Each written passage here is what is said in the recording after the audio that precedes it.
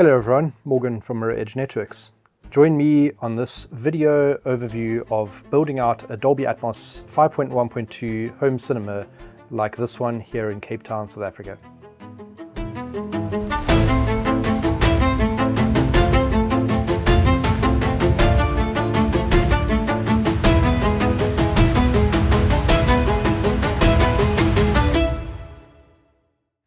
You join me today on a video that is going to talk about the costs associated with what it takes to be able to build a home media room like this. Of course, let me just preface that technically we've referred to this room in the past as a home cinema. However, there are a few distinctions that we do make when it comes to dedicated home cinema rooms and media rooms, some of which include obviously the inclusion of something like the television. A home cinema should traditionally have a projector-based solution because we're trying to replicate what a cinema would be in our own home environments. But that being said, what I'm going to do is run down the various different items that make up a home cinema room. That includes the speakers, amplifiers, subwoofers, the viewing solution, lighting control, seating, things like the carpets, the room build-out fees, etc.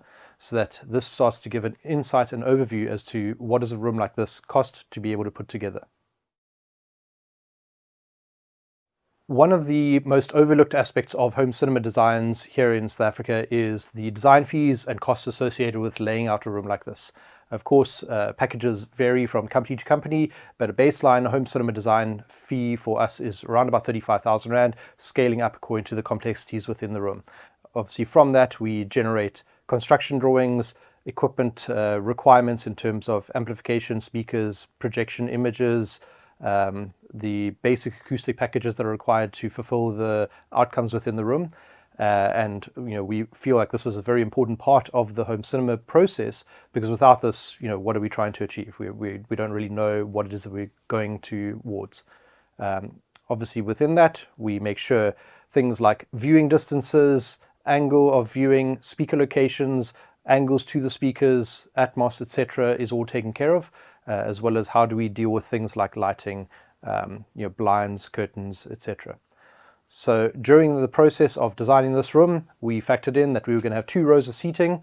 The seating, as you can see in the front row, is quite close to the front image of the room, and so we had to factor in how does this affect the size of the screen that we're going to put up here. We had a discussion with the client because he had moved down from Gauteng to Cape Town, and he previously had only had a 65-inch TV screen as his biggest screen in his property previously. So we had the discussion and we felt that a 85-inch TV, factoring in the viewing distance from the front row of seating, was going to be suitable for this room. Of course, if we do move up to a projection-based solution, we'd look at something like a 120-inch size projection screen, because that gives us a nice, comfortable viewing angle for both the front row and the back row. But with the note that the front row seating would move backwards, and so would the back row of seating, so that it would be more comfortable for both rows of seats. Obviously, we'd use a projector that would be suitable for the image size, and we'd make sure that that's all within the alignments of that solution. So the budget associated with this TV screen at the time that we did this job was about 40,000 Rand. If we were to be looking at a projection-based solution, acoustically transparent projection screens at about 120-inch are between 50 and 150,000 Rand, and projection-based solutions to fill a 120-inch projection screen are somewhere between 150 and 250,000 Rand for a good mid-level projection-based solution.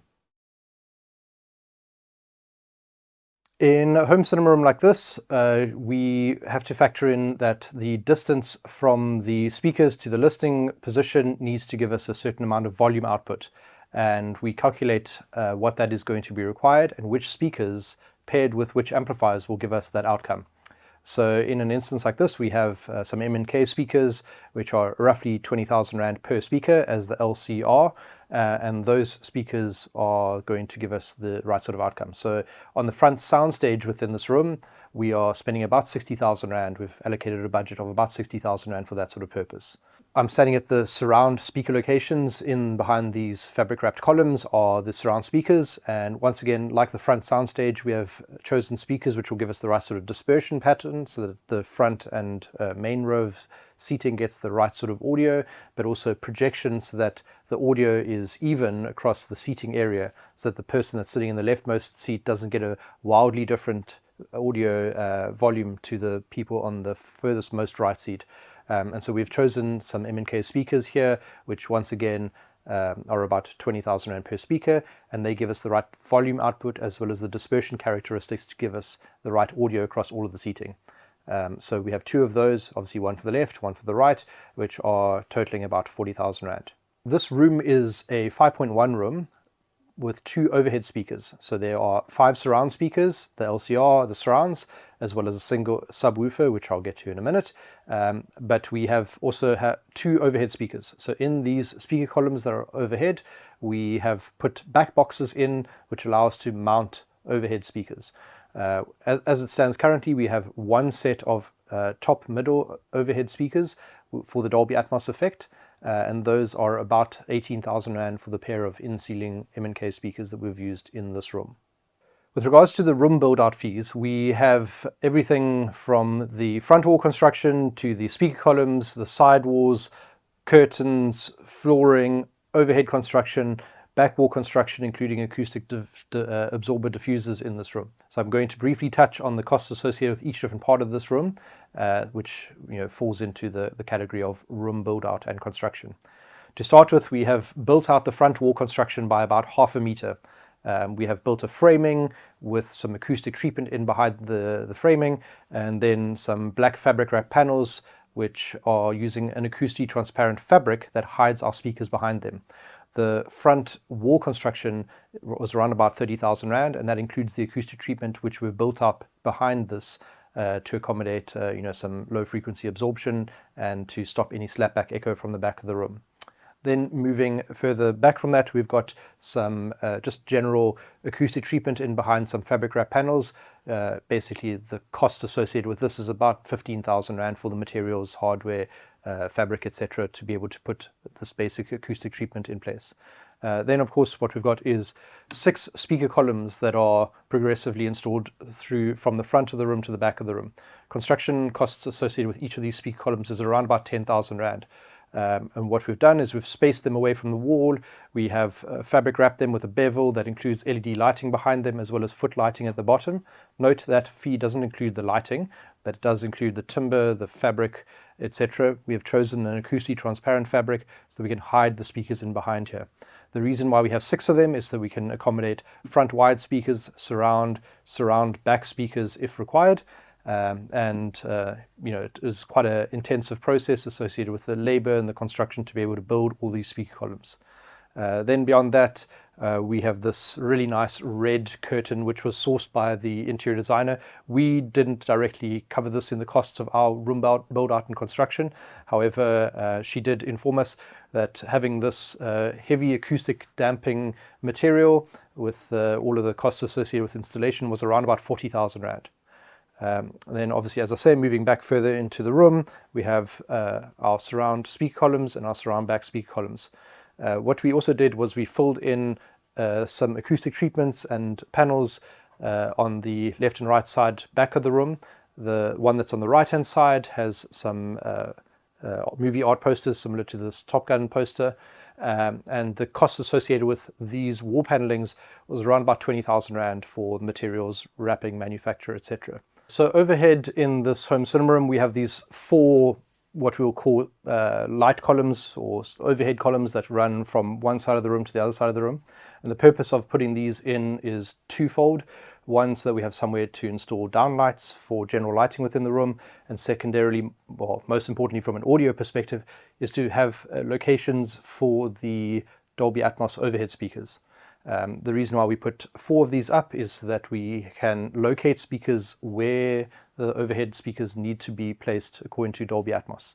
So these currently have just a single pair, which is roughly over the center of the room, and that's a good location for the front row seating as well as the back row seating. However, if we increased, we would move the speakers probably further forwards and then have another pair of speakers behind. And then ultimately, if we chose to go with a total of 6 overhead speakers, which would be kind of the most for this room, we have enough overhead locations so we could have through the back 3 of these columns that go overhead. The construction costs associated with these was about 10,000 Rand, and that includes the construction of the speaker back boxes, so 10,000 Rand per column. And so that was about 40,000 Rands worth of investment for the 4 of those columns. As I've mentioned previously, we have built out this front screen wall construction so that we can accommodate the LCR speakers, and we've also located the subwoofer in this room behind this screen wall construction. We've chosen an M&K subwoofer so that we can keep with the brand, as we've used that for the surround and the overhead speakers. But the subwoofer that we've used in here has a price of around about 30,000 Rand, and this is a good entry-level budget for a single subwoofer within a home cinema room. Traditionally, what we would always recommend is that we use multiple subwoofers, 2 being the minimum, so we get even tonal response across multiple seating locations. However, we wanted to work towards a budget in this room, and we chose just the single M&K subwoofer. And so that's located in here behind the projection screen wall. Beyond the speakers, we obviously have electronics that are used to control the room. In this room, we're using an Anthem MRX 740 surround sound AVR.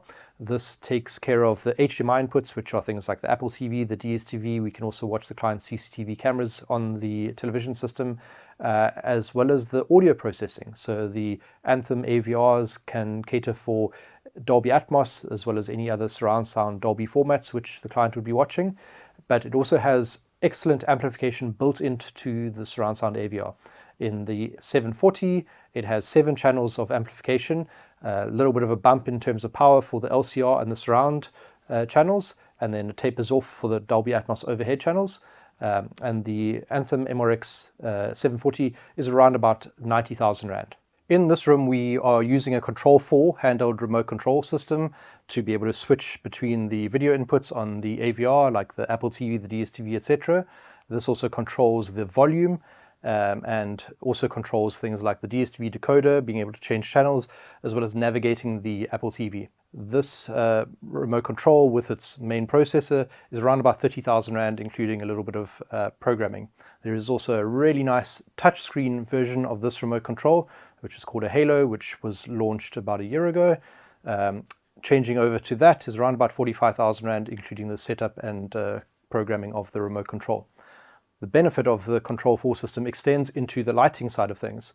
Control 4 make light dimmers, and in this room we have used Control 4 light dimmers to be able to control the lighting within this room. We have 4 lighting circuits, and the Control 4 dimmers are around about 6,500 Rand per lighting circuit. And so that is linked to the remote control as well as a keypad as you enter into the cinema room. So as you walk into the room, you can choose different lighting scenes, or as you press play on the remote control to start watching a movie, it will dim the lights down to a certain lighting scene.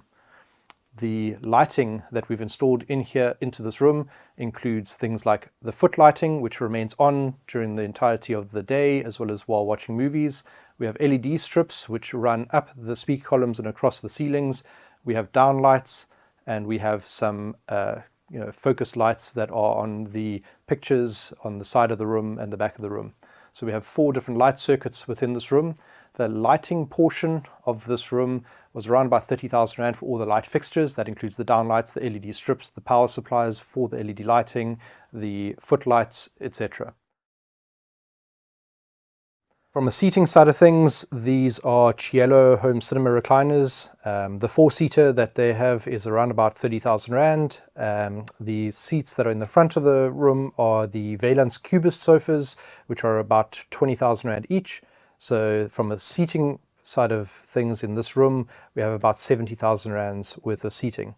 In this specific room, the bookshelves that are behind me were already here when we started with the home cinema room build out, and we chose not to modify or change them in any way. However, in a room like this, we would recommend to factor in a budget of around about 80,000 Rand for some acoustic diffuser and acoustic absorber panels so that we can dissipate the sound that travels past the listening position and hits the back wall, reducing any of the slapback echo that you would normally experience in a room with 2 parallel front and back walls. We custom ordered these 4 movie posters, being Star Wars, Rocky and Pulp Fiction, as well as the Top Gun movie poster that's at the back left of the room. And these were manufactured, framed in Johannesburg and shipped down to Cape Town at around about 4,000 Rand per movie poster, adding about 16,000 Rand to the interior design and decor of this home cinema room. So this is a rough total of the room build-out fees associated with this home cinema build-out, as well as the cost of the equipment, being speakers, amplifiers, lighting, subwoofers, remote controls, everything that's involved with this room. We came in around about 780,000 Rand with a little bit of a buffer, so total overall costs we would recommend to budget for a home cinema room build-out like this would be around about 800,000 Rand. If you're looking for a home cinema or would like to engage with us for a room build out like this, please feel free to get in contact. We have a long track record of building out home cinemas here in the Cape Town area and would be happy to engage with you to be able to discuss your requirements and solution. We are very passionate about home cinema and we would be absolutely delighted to be able to work with you to realize your dream of having a home cinema room like this in your own house. Our contact details are listed in the video description below, and we do travel across most of South Africa to be able to deliver these sorts of solutions as required. Thank you very much for watching this video. Please be sure to like, subscribe, and share this video with anybody else that you might think would be interested in learning more about our home cinemas and what it takes, and the costs associated to get to these sorts of results.